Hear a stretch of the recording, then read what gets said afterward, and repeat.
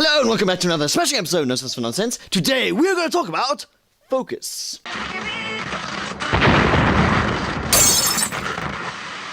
Now, Focus is the story about Nicky, a veteran con artist who takes an amateur con artist under his wing by the name of Jess to train her to become a femme fatale of con artists. Jess helps and also destabilizes the veteran con Nicky in his schemes because these two develop a relationship, and that's where our movie begins. First, I'd like to say it was nice to see Will Smith play a charismatic role because he is someone who could bring a lot of personality to a movie. Not like in After Earth, where you see him mope around for most of the movie like a helpless boob, where his face is like this for most of the movie. Will Smith was a cool Nicky, and he played his role well, and I do believe that he was well casted for it. Margot Robbie executed her role well, and she had good chemistry with Will Smith. This flick is about thievery, and in many films, it glorifies it and shows how cool it is. These con artists can rob from anyone because they work in teams of 30 to commit mass robbings. And the way they commit these robberies is so well done and organized, it's actually kind of frightening, really. I've been pickpocketed before, and I didn't even realize it until it was too late. The thieves work in groups to take your wallet, and they pass your wallet amongst the thieves behind you, so that if you turn around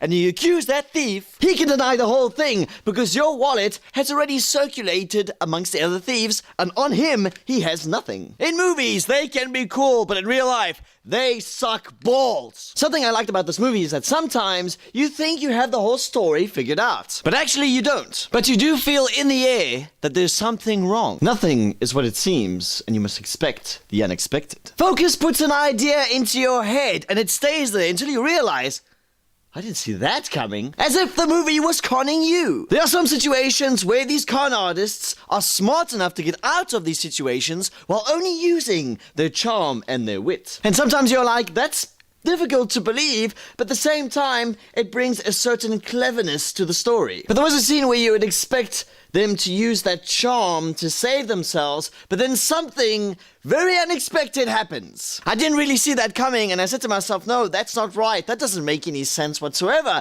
This is a fiction, and to a certain extent, I must accept the reality of what's going on in the film, but sometimes you could just say to yourself, that's just too much. Because I like intelligent movies where the protagonist uses his wit to save himself. But instead, it seemed like the creators of Focus just ran out of ideas. Now, there is a love triangle between Jess and Nicky. You want them to be together, but there is this code that says there can be no emotion in the game of con artistry. What is this, Star Wars? But in truth, I guess it's kind of cute, but it does create these ups and downs in the movie. Hey, what happens? There is this lovely spark between Jess and Nicky.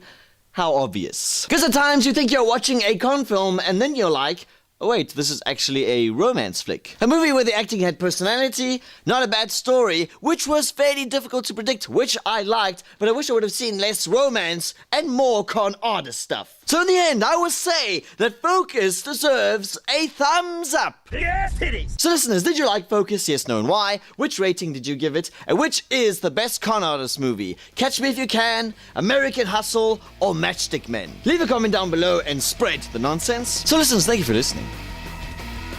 So until next time, keep it on to school.